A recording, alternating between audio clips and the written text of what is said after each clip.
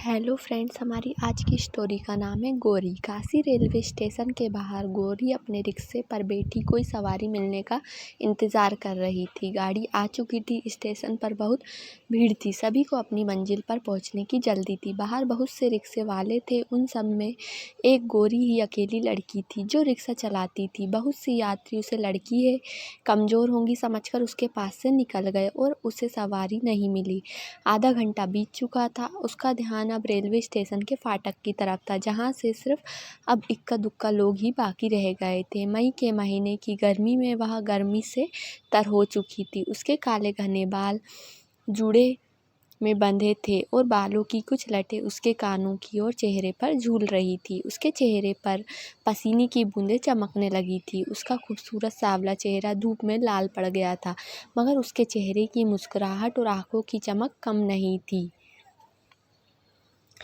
एक लड़का आया। उसने बोला, BHU चलूंगी? आवाज़ सुनकर उसने पीछे मुड़कर देखा। एक आकर्षक नौजवान उससे पूछ रहा था, BHU के हॉस्टल चलूंगी?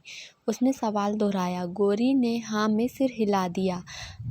हाँ, पर 30 रुपये लगेंगे।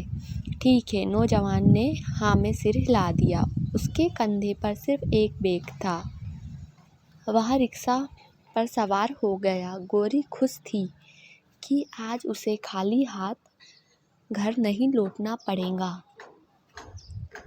उसके लिए यह रास्ता कोई ज़्यादा नहीं था। गोरी को देखकर उस नौजवान के मन में कुछ सवाल उठे। वह सोच रहा था कि यह लड़की अन्य औरतों की तरह लोगों के घरों में काम ना करके मर्दों की तरह सड़कों पर रिक्शा क्यों चला रही है।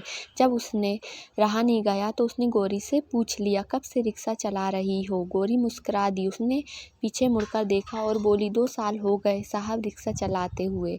तुम्हारी और माँ बाबा, मतलब उन्होंने अजीब नहीं लगता? उस नौजवान ने पूछा। मेरा कोई होता तो शायद उसे बुरा लगता साहब। मेरे पैदा होते ही मेरी माँ चल बसी। जब 12 बरस की हुई तो बाबा भी मुझे इस दुनिया में अकेला छोड़कर चले गए। मेरे बाबा रिक्शा चलाते थे। जब वह हर रोज़ थक कर लौटते और उनके हाथों में पानी का गिलास रखती तो वह मुस्कुरा कर अपना हाथ मेरे सिर पर रख देते। मैं यह सोचती थी कि काश कोई ऐसी तरकीब निकल आई कि मोटर की तरह मेरे बाबा का भी यह रिक्शा अपने आप चलने लगे, ताकि मेरे बाबा के पैरों को थकना ना पड़े। उस नौजवान की उत्सुकता अभी भी कम नहीं हुई थी। उसने फिर सवाल पूछा, मगर तुम्हारी रिक्शे में तो मोटर है, देखो रिक्शा अपने आप चल रहा है। गोरी ने पीछे मुड़कर देखा। हाँ साहब, अब रिक्शा अपने आप चल रहा है। बाबा के जाने के बाद मैंने कई साल तक हर दिन इस रिक्शे को लेकर एक ही सपना देखा था। मेरे बाबा की बस यही एक निशानी है मेरे पास। मैं लोगों के घर में झाड़ू बर्तन करती, लेकिन जब हर रात घर आकर अपने बिस्तर पर पड़ती तो मेरी आंखों में बाबा के रिक्शे को देखते हुए बंद हो जाती। मैंने कई साल तक थोड़े थोड़े पैसे बचाकर अभी 2 साल पहले ही इसमें मोटर लगाने का अपना सपना सच कर दिया है।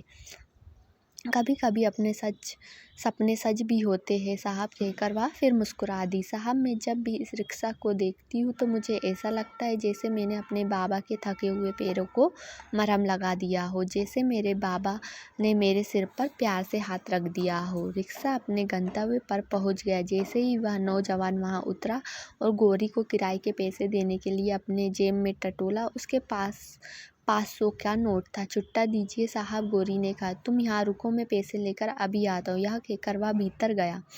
थोड़ी देर वह लौटा, पैसे लेकर आया। गोरी ने हमेशा की तरह बिना गिने हुए रुपए अपने दुपट्टे की गांठ में बांध लिए। घर आकर जब उसने उन मुड़े नोटों 10-10 के नोटों को खोला तो उसमें एक कागज़ निकला। गोरी कभी स्कूल नहीं गई थी, इसलिए उसे पढ़ना लिखना नहीं जानती थी, इसलिए समझ नहीं पाई कि उस कागज़ में क्या लिखा था। अब वह कागज़ किसे दिखाती, जाने क्या लिखा होगा अनजाने मुसाफिर ने। वह जानना जरूर चाहती थी कि वह अजनबी उसे कहना क्या चाहता था। उसकी इसी सोच ने उसे पढ़ना लिखने सिखा दिया। शाम के वक्त मोहल्ले के मास्टर जी के पास जाकर वह पढ़ने लगी। जब तक वह खत पढ़ने लायक हुई तब तक सूरज आसमान पर कई महीने का सफ़र तय कर चुका था। उसने वह कागज़ संदूक से निकाला। शब्दों को जोड़ जोड़ कर खत पढ़ने की अपनी कोशिश में वह कामयाब हुई। उस खत में लिखा था, तुम बहुत प्यारी हो। मैं तुम्हारी सादगी, खुददारी और अपने पिता के लिए तुम्हारे प्यार से बहुत प्रभावित हूँ। तुम जितनी सुंदर हो उससे भी ज़्यादा प्यारा और सुंदर तुम्हारा मन है। मेरा नाम योगेश है। मैं BHU का विद्यार्थी हूँ। किसी बड़े घर का नहीं हूँ, लेकिन हाँ, मेरे इम्तिहान होने वाले हैं।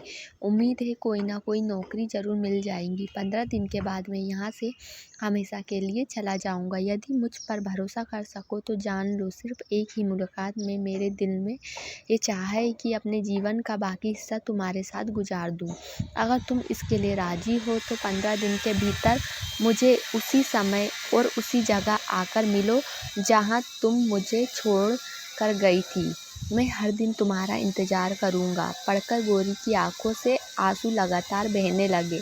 वह अनजाना मुसाफिर जो कुछ देर के लिए उसके रिक्शे पर बैठा था, जीवन भर का साथ निभाने का सपना दिखा गया। और काश वह पढ़ी लिखी होती, काश वह उन शब्दों को समय रहते पढ़ पाती, काश वह अनजाने अजनबी मुसाफिर से फिर मिल सकती। अपने बाबा के जाने के बाद पहली बार गौरी इतना रोई। रोते रोते सुबह हो गई। गौरी अपने रिक्शे को चमकाने लगी ताकि वह फिर से काशी रेलवे स्टेशन जाकर सवारियों को उनकी मंजिल तक पहुंचा सके। तो फ्रेंड्स, ये तो थी हमारी आज की स्टोरी। अगर आपको अच्छी लगी हो तो प्लीज़ चैनल को लाइक, सब्सक्राइब और शेयर ज़रूर कीजिएगा। Thank you.